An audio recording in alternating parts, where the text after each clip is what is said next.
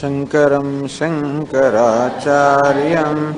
केशवं बादरायणं सूत्रभाष्यकृतौ वन्दे भगवन्तौ पुनः पुनः।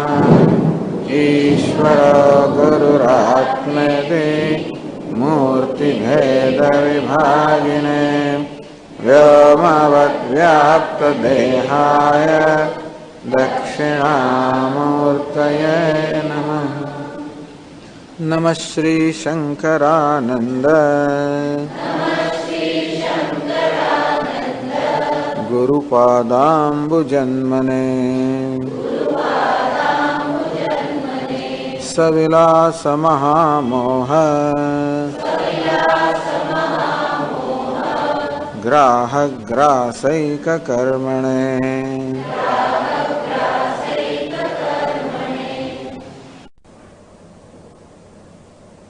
14मा श्लोक थी।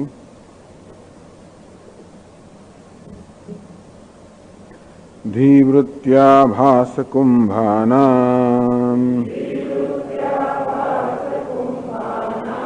समूहो भास्यते चिदा कुंभमात्रफलत्वात् सह एक आभासत स्फुरेद। चैतन्यं द्विगुणं कुंभे ज्ञातत्वेन स्फुरत्यतः अन्येनु व्यवसायाख्यम् आहुरेतद्यथोदितम्। घटोऽयमित्यसा वुक्तिः आभासस्य प्रसादतः विज्ञातो घट इत्युक्तिः ब्रह्मानुग्रहतो भवेत्। आभास ब्रह्मणि देहाद् बहिर्यद्वद्विवेचिते तद्वदाभासकूटस्थौ विविच्येतां वपुष्यपि। अहं वृत्तौ चिदाभासः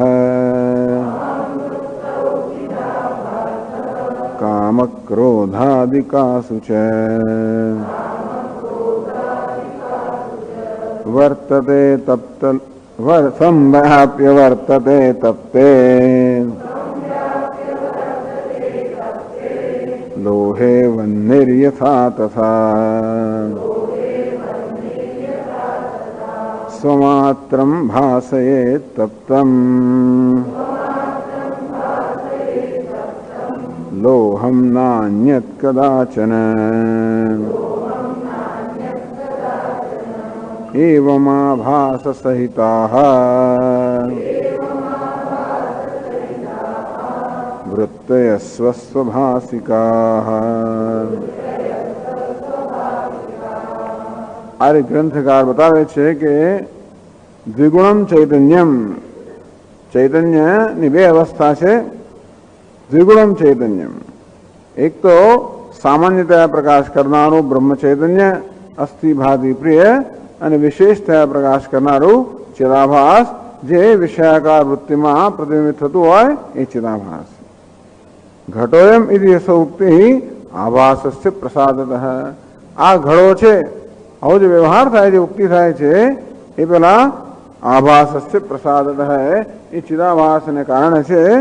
વિજ્ઞાતો ઘટ પણ ઘટ વિજ્ઞાત એટલે ઘડો મેં જાણ્યો એટલે ઘડામાં જે જાણવાપણું છે એ બ્રહ્મ ચૈતન્યને કારણે છે અને ઘડો જણાય છે એ ચિદાભાસને કારણે છે। કહ્યું તે પ્રમાણે જેમ સસલાના શિંગડામાં જાણવાપણું નથી કારણ કે બ્રહ્મ ચૈતન્યનો પ્રસાદ નથી એટલા માટે એ જણાતું નથી। બ્રહ્મ ચૈતન્ય એટલે અસ્થિ ભાતિ પ્રિય, અને પ્રસાદને કારણે વસ્તુ જ્ઞાન યોગ્ય બને છે, અને ચિદાભાસના પ્રસાદને કારણે વસ્તુ જણાય છે. આ પ્રકારે દેશથી બહારના વિષયો છે એમાં આ બે ચૈતન્ય બે અવસ્થાઓની વાત કરવામાં આવી, સામાન્ય અને વિશેષ. જેમ સૂર્યનો પ્રકાશ સામાન્ય પ્રકાશ, જેનાથી આ દિવાલ પ્રકાશિત થતી હોય, અને વળી દર્પણમાંથી પરાવર્તિત થતો પ્રકાશ, જેનાથી વિશેષ પ્રકાશ થતો હોય. આમ આવી રીતે દેહાદ બહિ આભાસ બ્રહ્મણે દેહાદ બહિર્યદ્વદ વિવેચિતે, જેવી રીતે બહારના વિશ્વનું આપણે જે જ્ઞાન થાય છે એ જ્ઞાનની પ્રક્રિયાનું વિવેચન કરવાને કારણે, એ જ્ઞાનની પ્રક્રિયાનું બરોબર પૃથક્કરણ કરવાને કારણે આપણે એ સમજ પર આવ્યા તો જ જ્ઞાન થઈ છે કે જ્યારે આ બે પ્રકારનું ચૈતન્ય હોય, બ્રહ્મ ચૈતન્ય અને ચિદાભાસ, તે પ્રકારના નિર્ણય પર આપણે આવ્યા. આભાસ બ્રહ્મણે દેહાદ બહિર્યદ્વદ વિવેચિતે, જેવી રીતે બહિ અર્થાત દેહાદ બહિ, દેહથી બહારના વિષયોના સંદર્ભમાં જેવી રીતે આભાસ અને બ્રહ્મ એટલે સામાન્ય બ્રહ્મ ચૈતન્ય અને ચિદાભાસ યદ્વદ વિવેચિતે, આ બંનેને વિવેચન કરીને જેવી રીતે નિર્ણય કરવામાં આવ્યો. તદ આભાસ કૂટસ્થ વિવિચ્છેતામ વપુષ્યભી, તેમ વપુષ્યભી દેહની અંદર પણ આવી રીતે આભાસ અને સામાન્ય ચૈતન્ય રહેલું છે. તો બહાર જે સામાન્ય ચૈતન્ય બ્રહ્મ કહેવામાં આવ્યું, અંદર જે સામાન્ય ચૈતન્ય કૂટસ્થ કહેવામાં આવે છે. નામ જુદા, એ સામાન્ય ચૈતન્ય બે નથી, પણ જ્યાં સુધી બંનેના ઐક્યનું જ્ઞાન નથી ત્યાં સુધી બેને જુદા માનવામાં આવે કે જગતનું અધિષ્ઠાન બ્રહ્મ છે અને પોતાનું અધિષ્ઠાન આત્મા છે. જ્યાં સુધી બેના ઐક્યનું જ્ઞાન ના હોય ત્યાં સુધી બે જુદા માનવામાં આવતા હોય છે. માટે બહાર સામાન્ય ચૈતન્ય બ્રહ્મ ચૈતન્ય અને ચિદાભાસ જે વૃત્તિમાં આભાસિત થયો હોય, અંદર સામાન્ય ચૈતન્ય એટલે કૂટસ્થ અને ચિદાભાસ એવું અંદર પણ છે. તો પ્રશ્ન એ થયો કે બહાર તો ઘટપટ વિષય હોવાને કારણે ઘટાકાર પટાકાર વિષયાકાર વૃત્તિ હોય, અને માટે એમાં પ્રતિબિંબિત થયેલું ચિદાભાસ હોય, પણ અંદર ઘટપટ વિષય હોતા નથી. તો બધી અંદર ચિદાભાસ કેવી રીતે થાય? એટલે 18મા શ્લોકમાં કહ્યું અહમ વૃત્તૌ ચિદાભાસ કામ ક્રોધાદિકાસુ છે. તો અંદર વૃત્તિઓ હોય છે, અહમ વૃત્તિ હોય, કામ ક્રોધ વગેરે વૃત્તિ હોય. કહ્યું બે પ્રકારની વૃત્તિ, એકા અહંકૃતિરન્યા સ્યાદ અંતઃકરણ રૂપિણી. ધ્રુવમાં કહેવામાં આવ્યું કે અંદર બે પ્રકારની વૃત્તિઓ છે, એકા અહંકૃતિ અન્ય સ્યાદ અંતઃકરણ રૂપિણી. એક અહંકૃતિ એટલે અહંકાર વૃત્તિ છે, અને બીજી કરણરૂપી અર્થાત એક કર્તૃરૂપી વૃત્તિ છે, બીજી કરણરૂપી વૃત્તિ છે. અહમ વૃત્તો એ અહમ વૃત્તિમાં કામ ક્રોધાદિ શું છે, કા શું કહે, અને કામ ક્રોધ વગેરે જે બીજી બધી ઇદમ વૃત્તિઓ છે બધામાં પણ સમવ્યાપ્ય વર્તતે તપ્તે લોહે વન્ની યથા તથા. તો એ જે વૃત્તિઓ અંદર છે એમાં પણ ચિદાભાસ એ રીતે વ્યાપ્ત થઈને રહેતો હોય છે. વૃત્તિ વ્યાપ્ત છે, ચિદાભાસ વ્યાપક છે. દ્રષ્ટાંત આપ્યું લોહે વન્ય યથા તથા. જેમ લોખંડનો ગોળો કે કોઈ પણ પ્રકારનો પદાર્થ હોય એને ભઠ્ઠીમાં તપાને લાલ ચોળ કરવામાં આવે તો લોખંડને જેવી રીતે અગ્નિ વ્યાપ્ત કરે છે. લોખંડ કેવું છે? વ્યાપ્ય અને કે વ્યાપ્ત, અને અગ્નિ વ્યાપક. તો તેવી જ રીતે જ્યાં પણ વૃત્તિ હોય ત્યાં આગળ એમાં ચૈતન્ય પ્રતિબિંબિત થવાનું.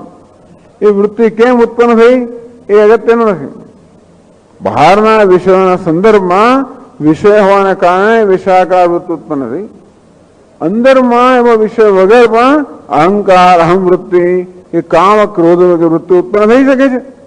એ વૃત્તિ ઉત્પન્ન એ જ મહત્વનું. જ્યાં પણ વૃત્તિ હોય ત્યાં આગળ એમાં પ્રતિબિંબિત ચૈતન્ય હોવાનું એ જ મહત્વનું છે. તો તેવી અંદરની પણ વૃત્તિઓ વ્યાપ્ત છે, ચિદાભાસ વ્યાપક છે. તો જેમ કહ્યું ગયું તે પ્રમાણે દર્પણ હોય એની સામે જે કોઈ પ્રકાશિત પદાર્થ હોય એને દર્પણ પ્રતિબિંબિત કરે જ. દર્પણનો સ્વભાવ છે, સ્વચ્છ પદાર્થનો સ્વભાવ છે કે જે પોતાની સમક્ષ વસ્તુ એને પ્રતિબિંબિત કરે. તેમ વૃત્તિનો સ્વભાવ છે કે ચૈતન્યને પ્રતિબિંબિત કરે. અને પછી વૃત્તિ કેવી રીતે ઉત્પન્ન થઈ એ મહત્વનું નથી.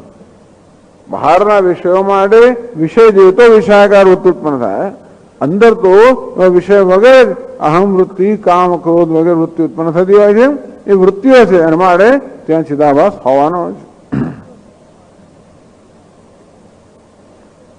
અહમ આદિવૃત્તિનામ ચિદાભાસ ભાષ્યત્વમ દૃષ્ટાંત પ્રપંચનેન સ્પષ્ટયતિ સુમાત્રમ ભાષે તપ્તમ લોહમ નાન્યત કાચન.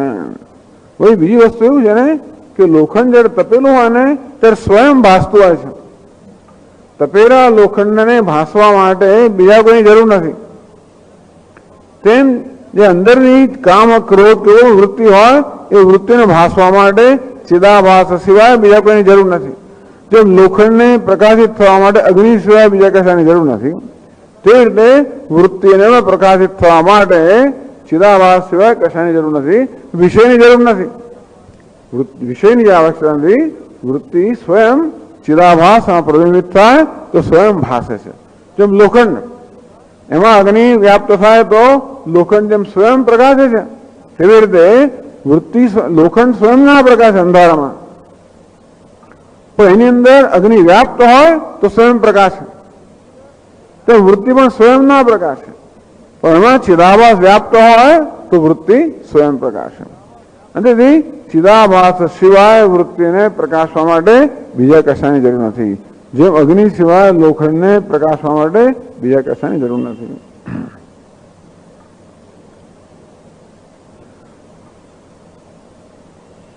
વૃત્તે સ્વસ્વભાષિકા, આપણી વૃત્તિઓ સ્વયં પ્રકાશિત છે.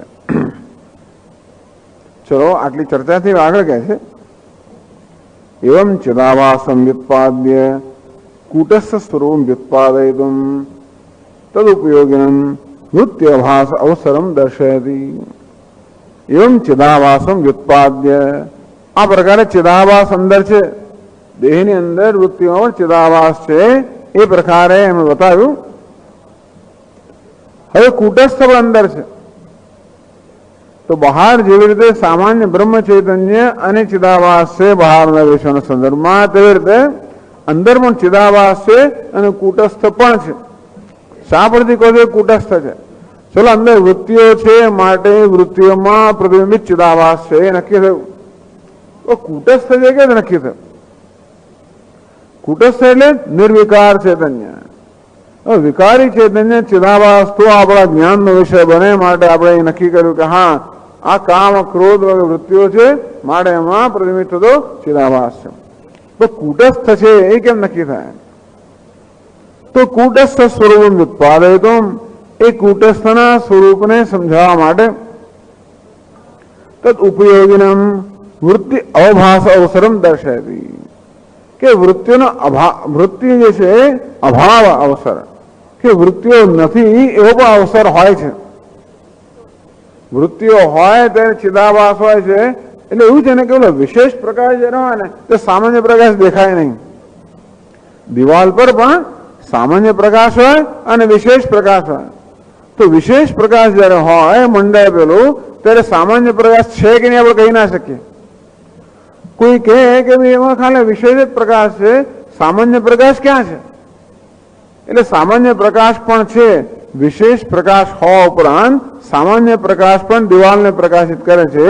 એવું આપણે સાબિત કરવું હોય તો વિશેષ પ્રકાશ જ્યાં ન હોય ત્યાં નજર કરવી પડે. તો વિશેષ પ્રકાશ ન હોય ત્યારે પણ દિવાલ દેખાતી હોય, અર્થાત વિશેષ પ્રકાશનો અભાવ કે અહીં વિશેષ પ્રકાશ નથી એવું દેખાતું હોય ત્યારે સમજવું કે સામાન્ય પ્રકાશ છે. આ રીતે એટલે કહ્યું કે તદ ઉપયોગિનમ વૃત્તિ અભાવ અવસરમ, કે આ કૂટસ્થનું અસ્તિત્વ કે કૂટસ્થ છે એ સિદ્ધ કરવા માટે વૃત્તિનો અભાવ એ ઉપયોગી છે. વૃત્તિનો અભાવની અવસ્થા હોય ત્યારે આપણે સિદ્ધ કરી શકીએ કે કૂટસ્થ છે. એટલે તદ ઉપયોગ એટલે કે કૂટસ્થ છે કે કૂટસ્થના સ્વરૂપને સમજાવવા માટે પહેલા વૃત્તિનો અભાવ કઈ અવસ્થામાં છે એ નક્કી કરે છે, અને પછી કહે કે ભાઈ આ વૃત્તિનો અભાવ છે એને કોણ પ્રકાશિત કરે છે? તો કે વૃત્તિના અભાવને પ્રકાશિત કરનાર પેલા ચિદાભાસ સિવાયનો બીજો પ્રકાશ હોવો જોઈએ. જેમ કે દિવાલ પર પણ આ જે વિશેષ પ્રકાશ છે એ ન હોય તો એની વિશેષ પ્રકાશ વચ્ચેનું જે સ્થાન છે, વચ્ચેનો જે ગાળો છે, એને કોણ પ્રકાશિત કરે છે? ત્યાં તો વિશેષ પ્રકાશ છે નહીં, મને ત્યાં સામાન્ય પ્રકાશ હોવો જોઈએ. તો વૃત્તિ એમાં ચિદાભાસ એ વિશેષ પ્રકાશ છે. એ જયારે ન હોય ત્યારે એ કહે છે 20મા શ્લોકમાં, ક્રમાદ વિચ્છિદ્ય વિચ્છિદ્ય જાયન્તે વૃત્તયોખિલાઃ સર્વા અપિ વિલીયન્તે સુપ્તિમૂર્છા સમાધિષુ.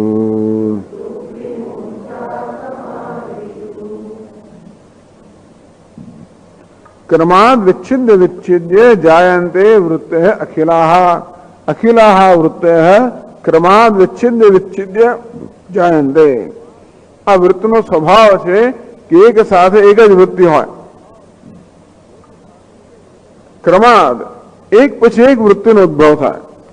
એક વૃત્તિ જન્મે, વિલીન થાય, બીજી વૃત્તિ જન્મે, વિલીન થાય, ત્રીજી વૃત્તિ જન્મે, વિલીન થાય. આમ ક્રમાદ એક પછી એક વૃત્તિઓ અનુક્રમે એક પછી એક આ રીતે વૃત્તિનો ઉદ્ભવ થાય. એક સાથે વૃત્તિ હોતી નથી. વિચ્છિદ્ય જાયન્તે વૃત્તય અખિલાઃ. આ બધી વૃત્તિનો સ્વભાવ છે.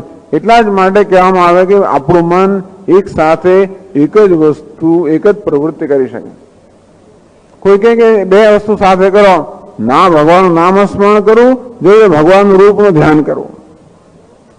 તો મનને એક સાથે બે પ્રવૃત્તિ આપવામાં આવે તો મન બીજો એક સાથે એક જ વસ્તુ કરે. એ નામનું સ્મરણ કરે ત્યારે રૂપ ના હોય, રૂપનું ધ્યાન કરે ત્યારે નામ. પણ સ્વામી હું તો બંને કરું, પણ એવું થાય કે મન એટલું ઝડપથી કામ કરતું હોય છે ને કે જાણે કે બે વસ્તુ સાથે તો એમ લાગે. ઘણી વાર તો 5 વસ્તુ સાથે તો એમ પણ લાગતું હોય છે. અંદર ઘણી વસ્તુ સાથે થતી હોય છે. પણ એક મન તો વીજળી વેગે જતું હોવાને કારણે એક સાથે એક પછી કેવી ઝડપથી થાય કે આપણે એમ લાગે કે ઘણી બધી વસ્તુઓ મનમાં થઈ રહી છે. પરંતુ એક સાથે મનમાં એક જ વૃત્તિ ઉઠતી હોય. એક વૃત્તિ ઉઠે અને શમી જાય, બીજી ઉઠે અને શમી જાય. તો ઉઠે ને શમે તો એક વૃત્તિ શમી ગઈ અને બીજી ઉઠી, એવું ત્યારે જ થાય જ્યારે શમવાનો એક નિશ્ચિત સમય હોય, ઉઠવાનો બીજો નિશ્ચિત સમય અથવા એક વૃત્તિ શમે અને બીજી ઉઠે. એ રીતે કંઈક ગાળો હોવો જોઈએ. ભલે એ ગાળાનો આપણે ધ્યાનમાં ના આવતો હોય, કારણ કે એટલી ઝડપથી આ વૃત્તિઓનો પ્રવાહ વહેતો હોય છે કે બે વૃત્તિ વચ્ચે કોઈ પ્રકારનો ગાળો છે એ કોઈ દિવસ આપણે ધ્યાનમાં આવતું જ નથી, પણ હોવો તો જોઈએ. એટલે તો ક્રમાદ વિચ્છિદ્ય વિચ્છિદ્ય અખિલાઃ વૃત્તય જાયન્તે. ક્રમે ક્રમે કરીને વૃત્તિઓ એટલે એક પછી એક હંમેશા જન્મતી હોય છે. એનો અર્થ એ થયો કે આ વૃત્તિઓ કે વિચારોની વચ્ચેનો ગાળો હોવો જોઈએ. ઓમ નમઃ શિવાય શાંતિ, ઓમ નમઃ શિવાય શાંતિ, ઓમ નમઃ શિવાય શાંતિ હોવું જોઈએ. લાગતું નથી એટલી ઝડપથી ઓમ નમઃ શિવાય થયું. ઓમ નમઃ શિવાય એને 5 માળા કરો તો કેટલી વાર લાગે કે 7 મિનિટ થાય છે. લોકો ચેમ્પિયન હોય છે. આપણને એમ કે છે અડધો કલાકમાં આપણે એને વ્યવસાય આપ્યો. એને એમ કે છે અડધો પોણો કલાક જશે એનો. પૂછીએ કેમ થાય? સ્વામી 5 માળા કરું છું. કેટલી 7 મિનિટ થાય છે. કેટલી ઝડપથી કરતો હશે માણસ. લોકો આ ગાયત્રી જપ 1000 જપ 1 કલાકમાં કરી નાખે. 1000 જપ કરવા માટે એમને કેટલી વાર લાગે? કલાક તો બહુ થઈ ગયો, પોણો કલાક થાય. એક માળા કરતા આપણો પોણો કલાક થતો હોય તો એને 1000 જપ કરતા પોણો કલાક થાય. એટલે કેટલી ઝડપથી લોકો કરતા હોય છે. તો કેટલી ઝડપથી વૃત્તિનો પ્રવાહ વહેતો હોય છે. ઘણું વાર થાય છે.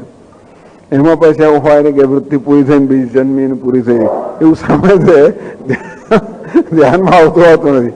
પરંતુ બે વૃત્તિ છે, એક વૃત્તિ ઘટે અને પછી પટે.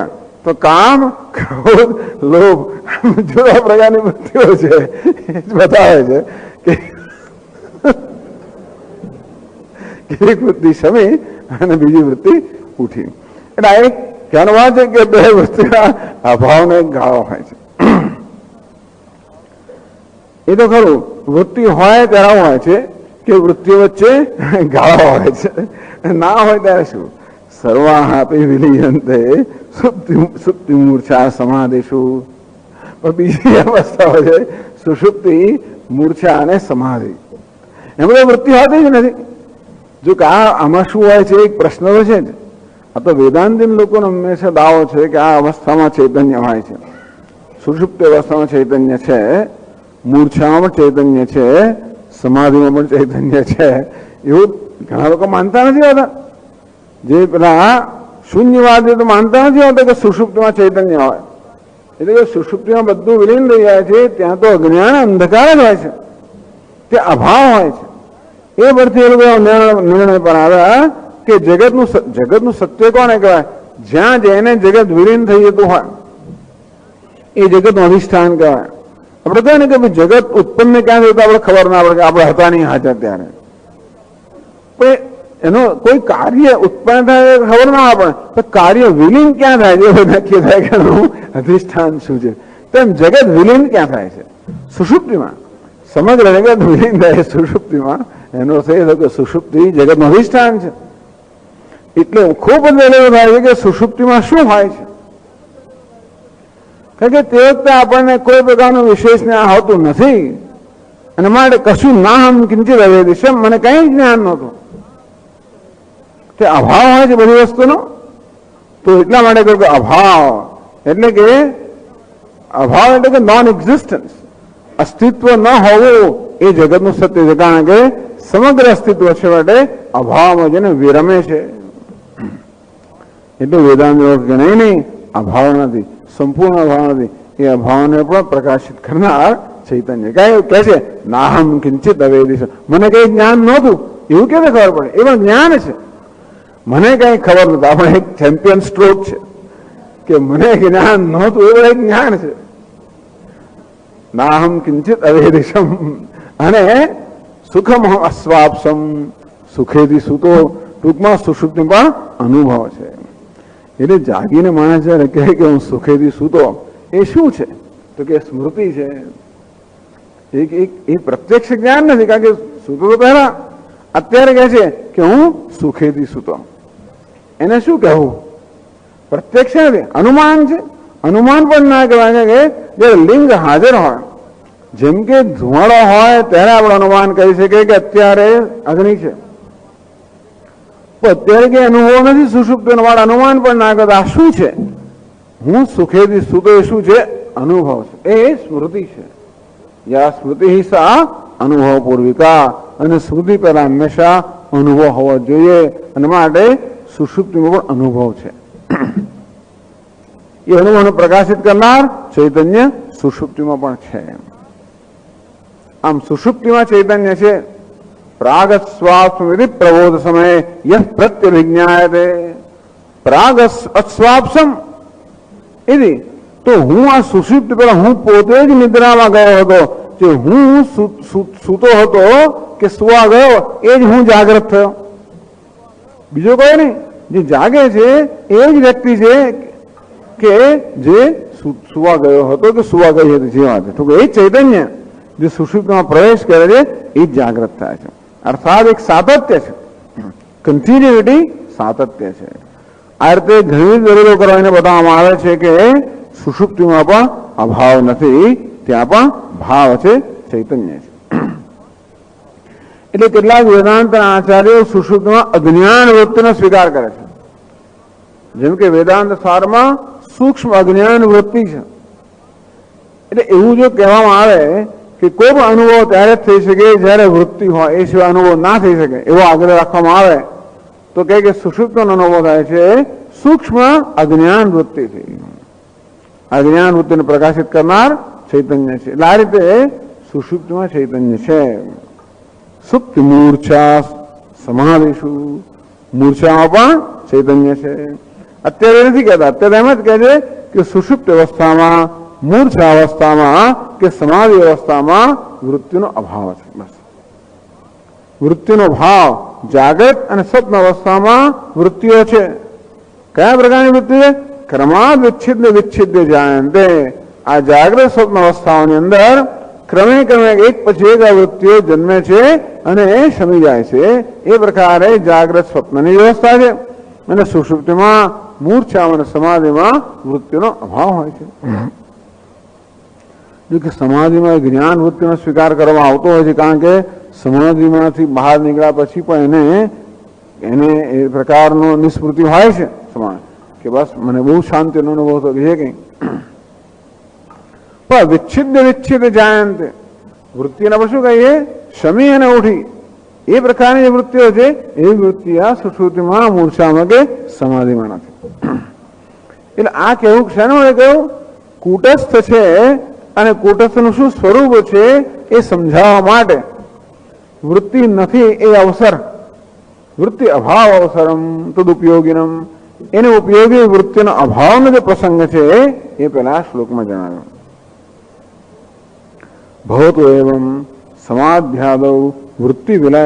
ચાલો ઠીક છે ભાઈ, સમાધિમાં સુષુપ્તિમાં મૂર્છામાં વૃત્તિ વિલય, વૃત્તિ નથી. ભવતુ એવમ, ભલે એમ હોય. અને એના કૂટસ્થ કથમ કૂટસ્થ અવગમ્યતે, તો એને કારણે કૂટસ્થ છે એ કેવી જાણી શકાય? આ અવસ્થાઓમાં કાં તો બે વૃત્તિની વચ્ચેના ગાળામાં કે સુષુપ્તિ અવસ્થાની અંદર ચાલો વૃત્તિ નથી, તો એટલે કૂટસ્થ છે અને કેવો છે એ કેમ સમજી શકાય? ઇતિ આશંક્ય વૃત્તિ અભાવ સાક્ષિત્વેન અસૌ અવગમ્યતે. વૃત્તિના અભાવના સાક્ષી રૂપે આ કૂટસ્થનો સ્વીકાર કરવામાં આવે છે કે કૂટસ્થને સમજી શકીએ, કૂટસ્થને જાણી શકીએ કે વૃત્તિ નથી એ વૃત્તિના અભાવની અવસ્થાને પ્રકાશિત કરે છે. તો આપણે કહીએ ને કે કોઈ વૃત્તિ નહોતી, તો 21મા શ્લોકમાં કહે છે સંધયો ખિલ વૃત્તિનામ અભાવાશ્ચાવભાસિતાઃ નિર્વિકારેણ યેનાસૌ કૂટસ્થ ઇતિ ચોચ્યતે.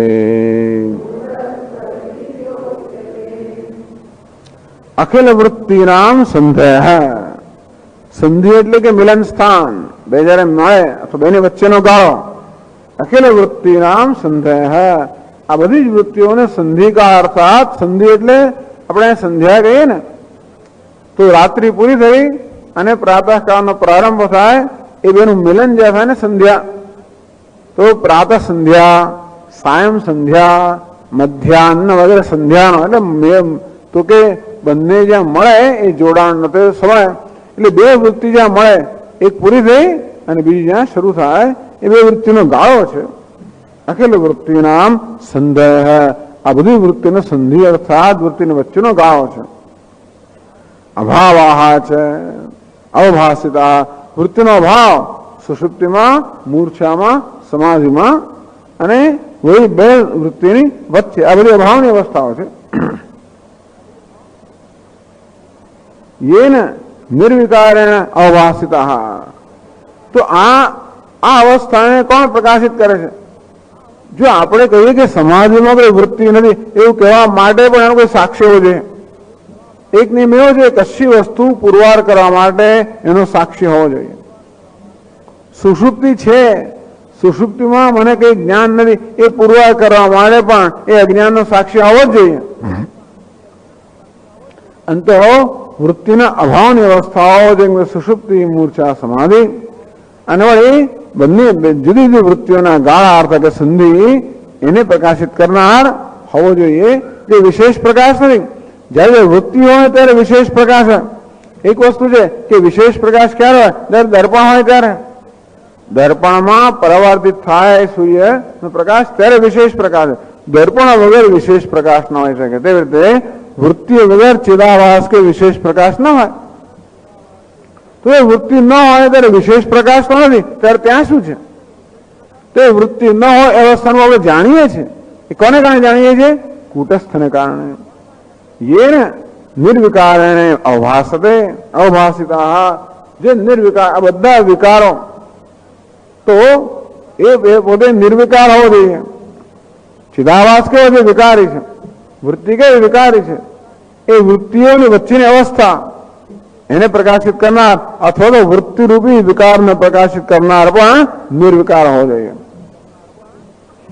નિર્વિકાર હોય તો જ આપણને વિકારનું જ્ઞાન થાય.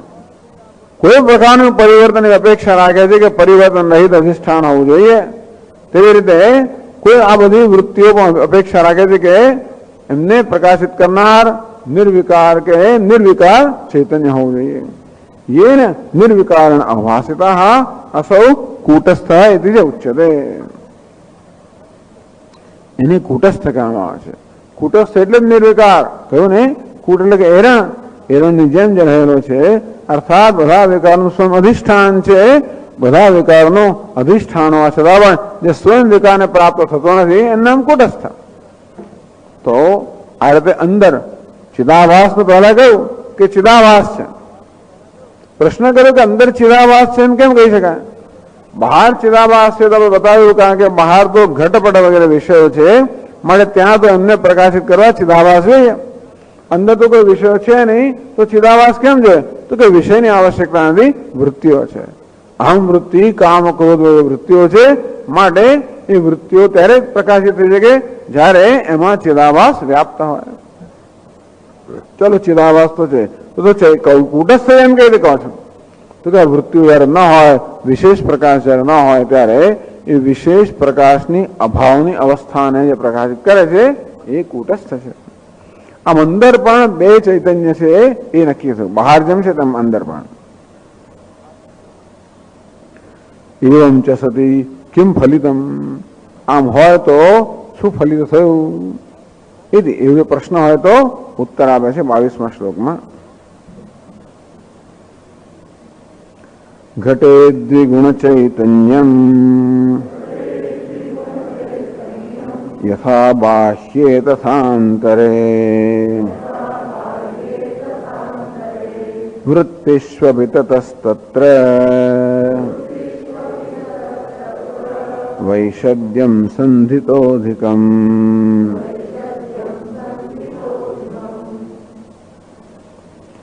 યથા બાહ્યે ઘટે, એ તો બહારના ઘટ વગેરે પદાર્થોમાં દ્વિગુણ ચૈતન્યમ, આ બે અવસ્થામાં ચૈતન્ય હોય. ઘટ માત્ર ભાષક ચિદાભાસ, ઘટસ્ય જ્ઞાતાભાષકમ બ્રહ્મ ચૈતન્યમ, તો ઘટને જ્ઞાતતાપણું પ્રદાન કરનાર બ્રહ્મ ચૈતન્ય અને ઘટને પ્રકાશિત કરનાર ચિદાભાસ, એમ દ્વિગુણમ, આ બે ગુણ ધરાવતું સામાન્ય અને વિશેષ એ બે ગુણ ધરાવતું ચૈતન્ય જે બહારના ઘટપટ વિશ્વમાં છે. તથા અંતરે, તેવી રીતે અંદર પણ વૃત્તિષ્વપી અહંકારાદિ વૃત્તિષ્વપી, અંદર પણ અહંકાર, કામ, ક્રોધ વગેરે વૃત્તિઓમાં પણ તતઃ તત્ર વૃત્તિષ્વપી, ત્યાં પણ કૂટસ્થ ચૈતન્યમ, ત્યાં બે ચૈતન્ય, દ્વિગુણમ ચૈતન્યમ. બહાર જેમ બે દ્વિગુણમ એટલે કે બે ગુણ ધરાવનારું ચૈતન્ય, એક ગુણ કયો છે? સામાન્ય, બીજો છે વિશેષ. તેમ અંદર પણ બે ગુણ ધરાવનારું ચૈતન્ય કૂટસ્થ અને ચિદાભાસ અંદર પણ છે. કૂટસ્થ ચૈતન્યમ વૃત્તિ અભાસક ચિદાભાસ છે. આમ વૃત્તિને અભાસિત કરનાર ચિદાભાસ અને અભાવને અને વૃત્તિને અભાસિત કરનાર કૂટસ્થ, એ પ્રકારે બે અવસ્થાનું ચૈતન્ય અંદર પણ છે.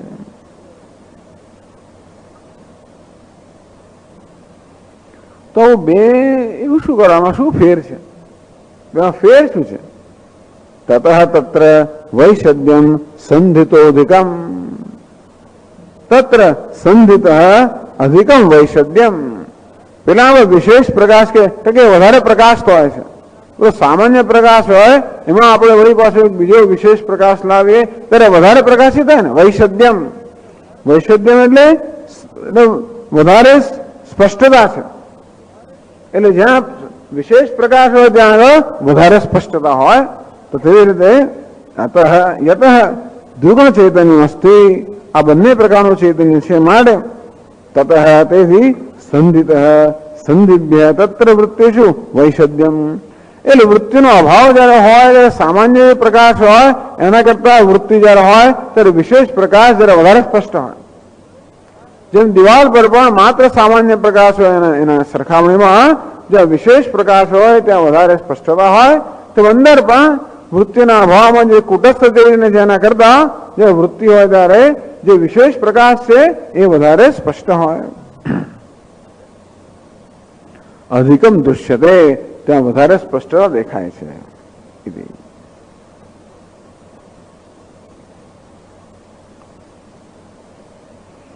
હવે બહાર જે બધું કહેવામાં આવ્યું અને અંદર છે એમાં થોડો ફેર છે. એ બધો ફેર જે છે ને એ પણ સ્પષ્ટ કરી લેવો પડે. તો બહારનું દ્રષ્ટાંત આપવામાં આવ્યું, બહાર આ પ્રકારે દ્વિગુણ ચૈતન્ય સમજાવવામાં આવ્યું, પણ બધી જ વસ્તુ અંદર લાગુ પડતી નથી. એટલે પ્રશ્ન કરે, આપણે એક વાર તમે કહ્યું એટલે અમે એ પ્રકાર માનીએ છીએ, તો તમે બહારનું દ્રષ્ટાંત અંદર તો એ બધી વસ્તુ છે ને બતાવવું પડે કે અંદર જ મને બહારમાં શું શું ફેર છે. એક તો ફેર થયો કે બહાર વિષય છે અને મારે ચિદાભાસ છે, અંદર વિષય વગર પણ ચિદાભાસ છે. એક ફેર થયો. હવે બીજી વસ્તુ, બહાર તો આપણે કહ્યું કે ઘટપટ વગેરે વિષયો છે એ જળ છે. એ વિષયો ત્યારે જ પ્રકાશિત થઈ શકે જ્યારે એમને પ્રકાશિત કરનાર બીજું ચૈતન્ય હોય. એટલે ઘટ જે છે ને એને માટે વૃત્તિ પણ જોઈએ અને ચિદાભાસ પણ જોઈએ. વૃત્તિને માત્ર ચિદાભાસ જ જોઈએ. અંદર કોઈ ઘટપટ નામના વિષયો નથી, અંદર માત્ર વૃત્તિઓ છે. અને વૃત્તિ કેવી છે? સ્વયં પ્રકાશિત. એમાં જયારે ચિદાભાસ પડે ત્યારે વૃત્તિ સ્વયં પ્રકાશિત છે. ઘટ સ્વયં પ્રકાશિત નથી, જ્યારે વૃત્તિ સ્વયં પ્રકાશિત છે. જેમ કે દર્પણ સ્વયં, એટલે જયારે એમાં સૂર્યનું કિરણ પડે ત્યારે સ્વયં પ્રકાશિત છે, તેમ વૃત્તિમાં પણ ચૈતન્યનું કિરણ પડે ત્યારે સ્વયં પ્રકાશિત છે. એટલા માટે પેલા ઘટની અંદર અજ્ઞાત ઘટ, આ ઘટ વસ્તુ એવી છે ને કે અજ્ઞાત હોય છે. આ ઘટ આ ઘડો એવો છે કે હોય છતાં પણ ઊંડા જાણો બની શકે. હોય છતાં પણ હજારો પદાર્થ છે ને, એ કઈ હું કયા પદાર્થને જાણું? જે તરફ મારી નજર હોય, જે આકારની વૃત્તિ મારા મનમાં પડે એ જ મારા જ્ઞાનનો વિષય બને. બાકી બધા પદાર્થો હોય તો હું જાણું ને, ત્યારે બધા પદાર્થ અજ્ઞાત હોય છે. અજ્ઞાત ઘડ છે એ જ્ઞાત બને. બહારના પદાર્થો એવું છે કે એવું છે કે આ જડ છે, એ પોતાની જાતને પ્રકાશિત કરી શકતા નથી. આ ઘડો ત્યારે જ મારા જ્ઞાનનો વિષય થાય જ્યારે ચિદાભાસ દ્વારા વ્યાપ્ત થાય. વૃત્તિ વડે અને ચિદાભાસ વડે વ્યાપ્ત થાય ત્યારે જ ઘડો મારા જ્ઞાનનો વિષય બને. તો આ બહારના વિષયમાં આ પ્રકારનું છે. તો એવું બને કે વૃત્તિ હોય ને હું ન જાણતો, ઘડો હોય ને ન જાણતો એવું બને. તો અંદર વૃત્તિ હોય અને ન જાણતો એવું બને ખરું? તો કે ના બને. આટલો ફેર છે બહારના પદાર્થોમાં અને અંદરની વૃત્તિમાં. આટલો તફાવત છે કે બહાર ઘડો હોય છતાં પણ ન જાણતો એવું બને. કારણ કે ઘડો અજ્ઞાત હોઈ શકે, જે વૃત્તિ ક્યારે અજ્ઞાત ના હોઈ શકે. વૃત્તિ હોય એટલે જણાય જ, કારણ કે આ ઘડો પોતાને પ્રકાશિત ના કરે, પણ વૃત્તિ તો હંમેશા પોતાને પ્રકાશિત કરે જ. કારણ કે વૃત્તિનો સ્વભાવ છે કે ચૈતન્યને પ્રતિબિંબિત. આ ઘડો ચૈતન્ય પ્રતિબિંબિત ના કરે. આ ઘડાને પહેલા વૃત્તિથી વ્યાપ્ત થાય ત્યારે જ ચૈતન્ય પ્રતિબિંબિત થાય. જ્યારે વૃત્તિમાં બીજી વૃત્તિ વ્યાપ્તિની જરૂર નથી. વૃત્તિ કેવી છે? સ્વયં પોતાની જાતને પ્રકાશિત કરે ચિદાભાસ વડે. આટલો તફાવત છે. એ કહેવા માટે અત્યારે પ્રશ્ન કરે છે, નનુ અત્રાપી ઘટાદૃશીવ જ્ઞાતતા અજ્ઞાતતા ભાસકત્વેન કૂટસ્થ કિમ નૈષ્યતે. તો કહ્યું બહાર કે ભાઈ ઘડાની જ્ઞાતતા અને અજ્ઞાતતા પ્રકાશિત કરનારું બ્રહ્મ ચૈતન્ય છે અને ઘડાને પ્રકાશિત કરનાર ચિદાભાસ છે. તો અંદર તમે એમ કેમ નથી? તમે કૂટસ્થને સિદ્ધ કરવા માટે તમે જુદી રીત વાપરી. બહાર બ્રહ્મ ચૈતન્ય સિદ્ધ કરવા માટે તમે કઈ રીત વાપરેલી? કે ઘડાની જ્ઞાતતા અજ્ઞાતતા વાત કરનાર બ્રહ્મ ચૈતન્ય છે. અંદર એવું કહેવાનું તમે શું કહ્યું? કે વૃત્તિના અભાવને પ્રકાશિત કરનાર કૂટસ્થ છે. ભાવને અભાવ બંનેને. તો એમ તમે કેમ નથી કહેતા બહારના વિષયની જેમ કે વૃત્તિની પણ જ્ઞાતતા અજ્ઞાતતા પ્રકાશિત કરનાર કૂટસ્થ છે? એમ કેમ ના કહ્યું? ઘડા માટે કહ્યું, વૃત્તિ માટે કેમ ના કહ્યું? અત્રાપી ઘટાદિશીવ જ્ઞાતતા અજ્ઞાતતા અભાસકત્વેન કૂટસ્થ કેમ નૈષ્યતે. તો કૂટસ્થને એ રીતે તમે કેમ સ્વીકારતા નથી? તમે વૃત્તિના અભાવને પ્રકાશિત કરનાર એ રીતે સ્વીકાર્યું. એ રીતે તમે કૂટસ્થને છે એવું સાબિત કર્યું. તો તમે બહારના વિષયમાં બ્રહ્મ ચૈતન્ય છે એવું સાબિત કરવા માટે જ્ઞાતતા અને અજ્ઞાતતા એ જ સાબિત અંદર એવું કેમ ના કર્યું વૃત્તિના વિષયમાં? એટલા માટે કે વૃત્તિમાં જ્ઞાતતા અને અજ્ઞાતતા નથી. આ ઘડામાં અજ્ઞાતતા છે માટે જ્ઞાતતા છે. મેં કહ્યું ને ઘડો હોય છતાં પણ ન જણાવ્યો બને ઘડો કેવો છે? અજ્ઞાત છે. જ્ઞાનનો વિષય બને ત્યારે જ્ઞાત છે. વૃત્તિ હોય અને ન જણાય એવું બને જ નહીં. એટલા માટે આમાં જ્ઞાતતા અજ્ઞાતતા એવા ધર્મનો ભાષક નથી એ કહે છે. જ્ઞાતતા જ્ઞાતતે નસ્તઃ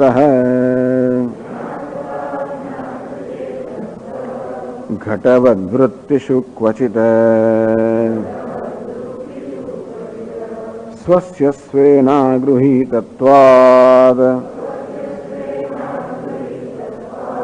તાભિશ્ચા જ્ઞાનનાશનાદ.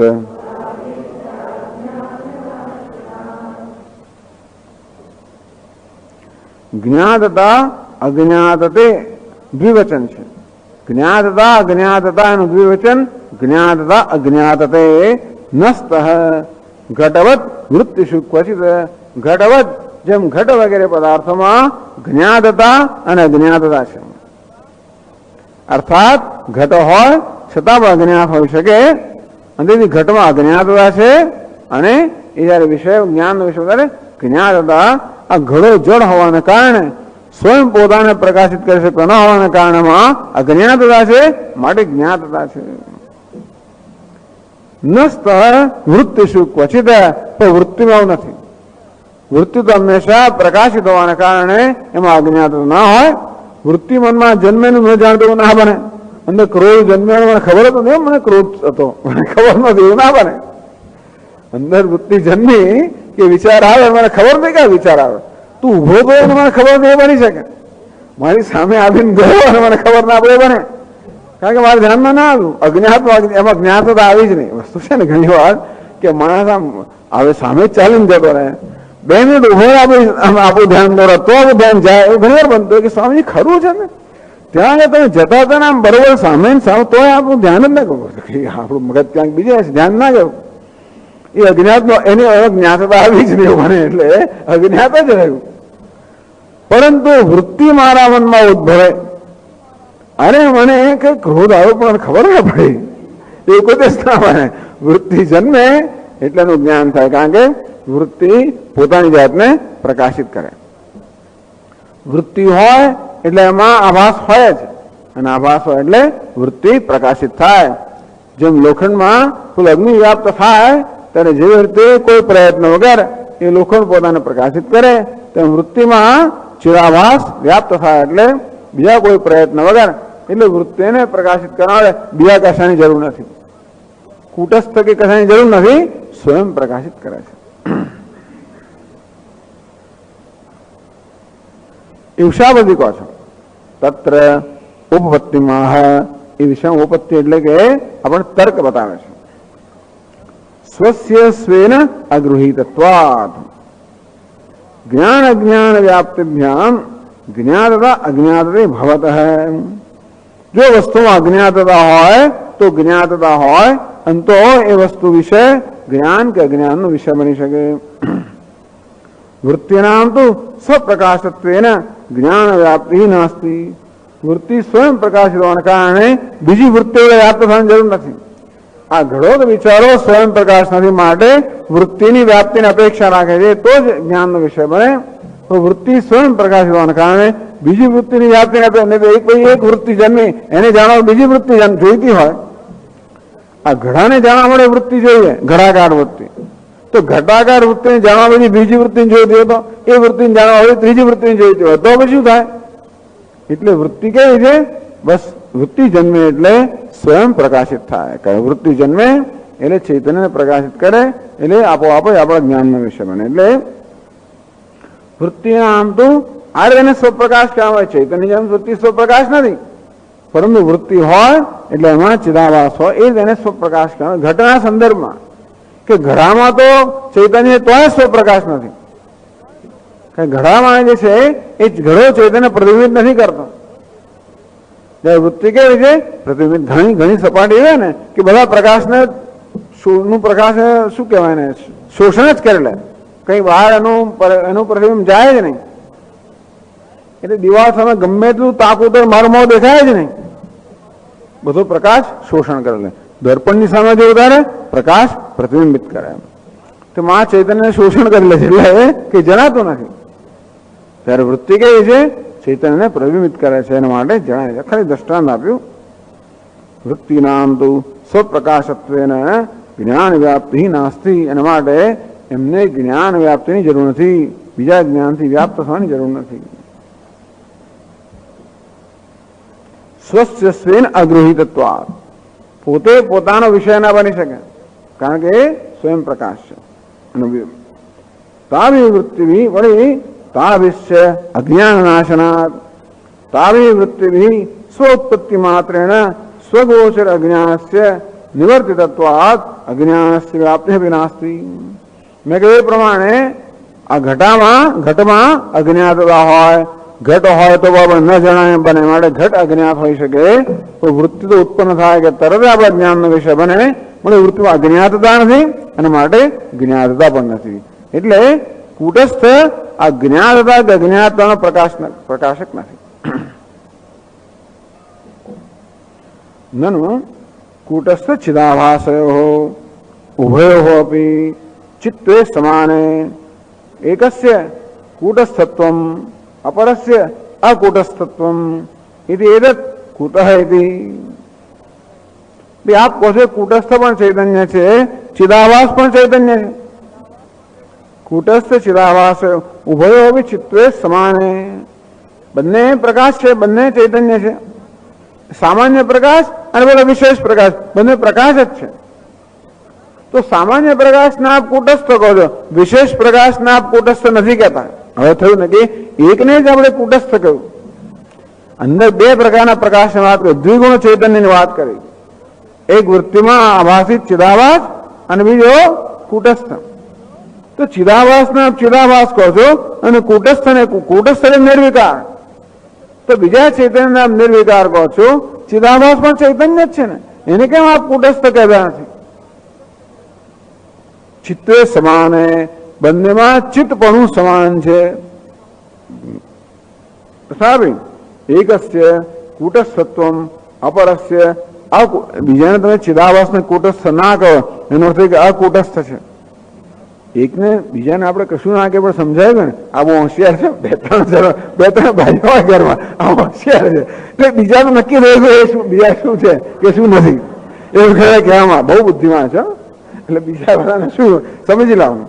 તેવી રીતે બે ચૈતન્ય અંદર છે, એકને કૂટસ્થ કહો એટલે બીજા નથી કૂટસ્થ નક્કી થઈ ગયો.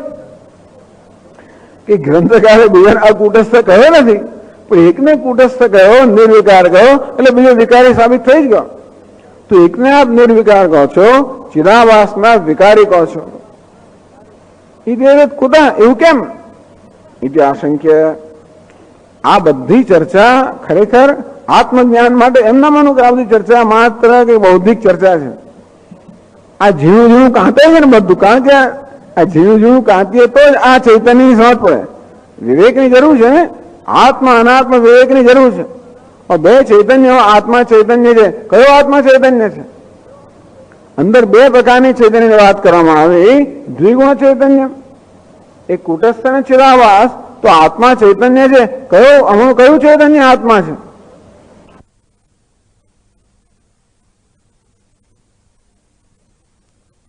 વિશેષ પ્રકાશ હોય ત્યાં સામાન્ય પ્રકાશની નોંધ લેવાતી નથી, એટલા વિવેકની જરૂર પડે છે.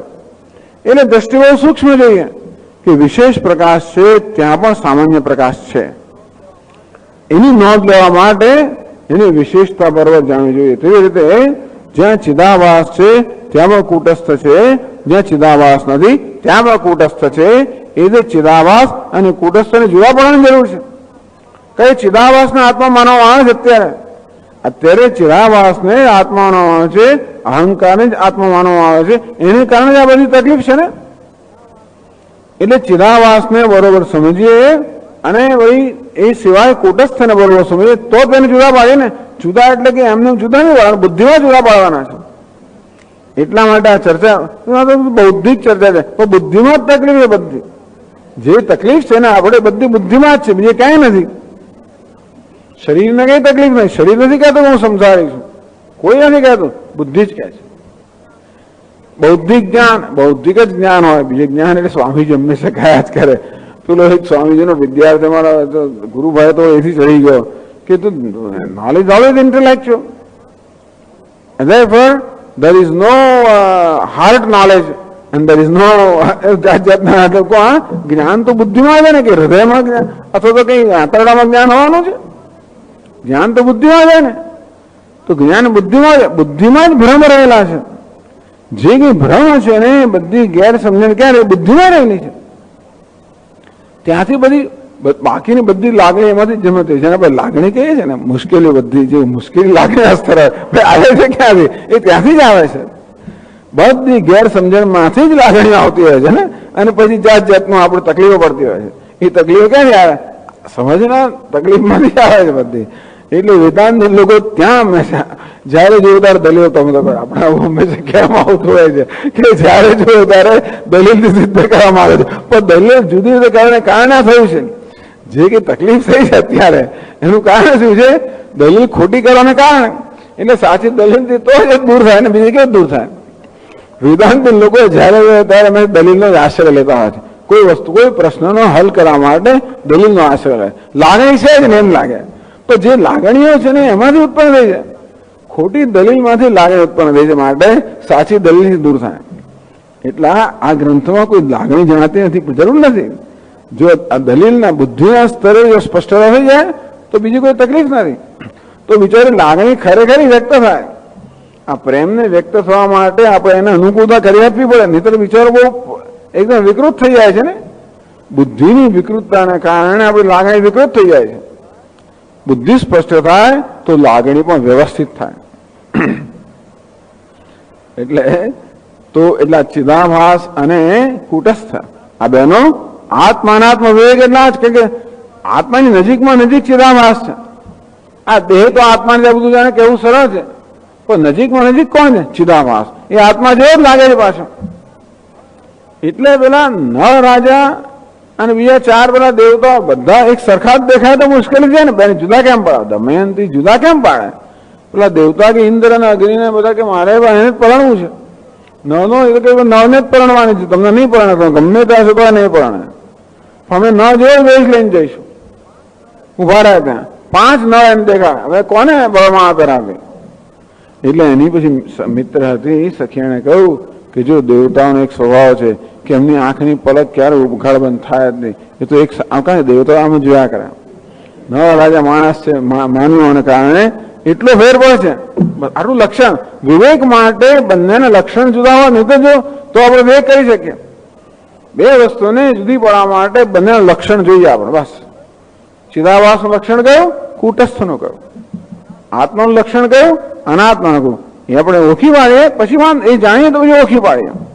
તો પછી દમયંતી ઓળખી પડે નળને અને એને વરમાં કરાવે. અહીં પણ એવું જ છે કે ચિદાભાસ કેવો છે ઓળખી પાડી. આત્મા રૂપે દાવો કરે છે. એ ચિદાભાસ આત્મા હોવાનો દાવો કરે છે એટલા તકલીફ છે ને. પેલા લોકો અંદર હોવાનો દાવો કરે છે એટલે એને જરૂર આપણે એમને શોધવા, એમને બરાબર ઓળખવા પડે. તેમ ચિદાભાસ પણ આત્મા હોવાનો દાવો કરે છે. એટલા માટે આ વિવેક કરવાની જરૂર છે. ઇતિહાસંખ્ય ચિદાભાસ નિષ્ઠયો જન્મનાશયો અનુભૂયમાનત્વાદ. કે ચિદાભાસ કયો છે? જન્મે નષ્ટ થાય. વૃત્તિ હોય ત્યારે ચિદાભાસ હોય, વૃત્તિ ના હોય તો ચિદાભાસ ન હોય. અને ચિદાભાસ જેમ વૃત્તિ જન્મ થાય નષ્ટ થાય તેવી રીતે ચિદાભાસ નો પણ જન્મ થાય એ નષ્ટ થાય. એ પછી આપણે જાણીએ કે કેવો છે? વિકારી છે. અકુટસ્થમ અપરસ્ય વિકારિત્વે પ્રમાણ અભાવાત. બીજું કુટસ્થ ચૈતન્ય આત્મચૈતન્ય છે એનો જન્મ કે નાશ એને માટે કોઈ પ્રમાણ નથી. આ તો આપણા અનુભવનો વિષય છે. જે ચિદાભાસ છે એનો જન્મ નાશ છે, અનુભવનો વિષય છે. પણ કુટસ્થના જન્મ નાશ અનુભવનો વિષય નથી.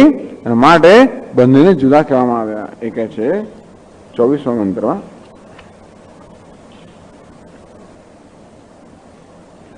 દ્વિગુણીકૃત ચૈતન્યે जन्मनाशानुभूतितः अकूटस्थं तदन्यत्तु कूटस्थमविकारतः।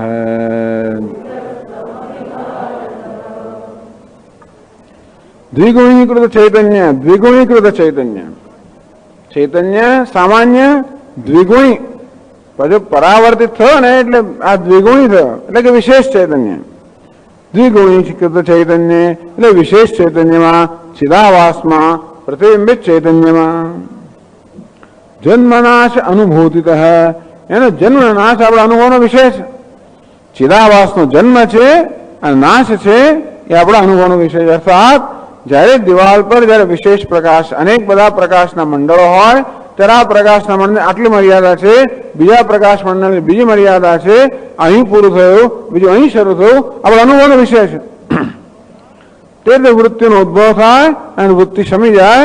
સાહેબ ચિદાભાસનો ઉદ્ભવ થયો, ચિદાભાસમાં શમી ગયો, ચિદાભાસનો ઉદ્ભવ અને વિલય જન્મ નાશ આપણા અનુભવના વિષય છે।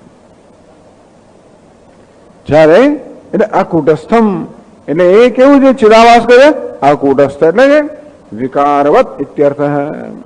બીજું ચૈતન્ય છે ચિદાભાસ કેવું છે? વિકારવત, વિકારવાળું છે, વિકારી છે।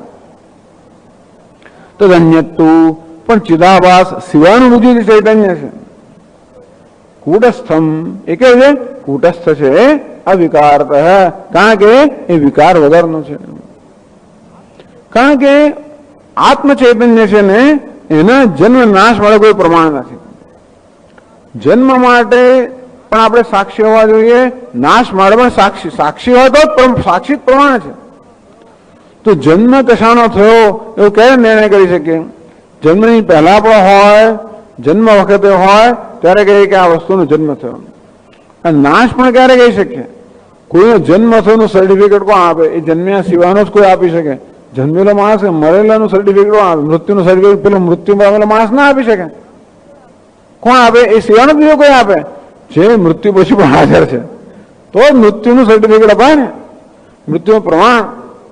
તો પ્રમાણ માટે હાજર જોઈએ, જન્મ માટે આપણે હાજર જોઈએ। જ્યારે વસ્તુ છે નહીં અને અસ્તિત્વમાં આવી આપણે કઈ જન્મ થયો।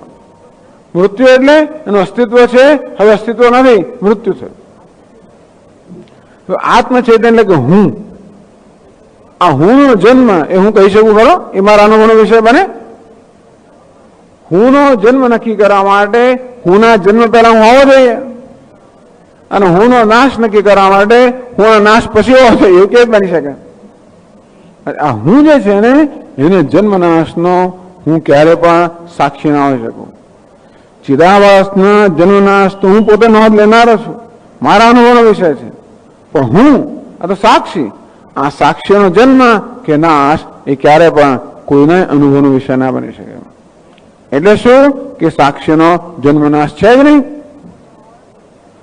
જન્મ પણ ના હોય, નાશ પણ ના હોય, પહેલો વિકાર પણ ના હોય, અંતિમ વિકાર પણ ના હોય, એટલે મધ્ય વિકાર પણ ના હોય। એટલે એ હું તો સાક્ષી કેવો છે? કૂટસ્થ છે। ચિદાભાસ કેવો છે? આ કૂટસ્થ વિકારી છે। આ રીતે અંદર બે ચૈતન્ય છે, એ બે ચૈતન્યની આ પ્રકારે વિવેક કરવામાં આવ્યો। ચિદાભાસ અને કૂટસ્થ, અહંકાર અને આત્મા, આ પ્રકારનો વિવેક કરવામાં આવ્યો।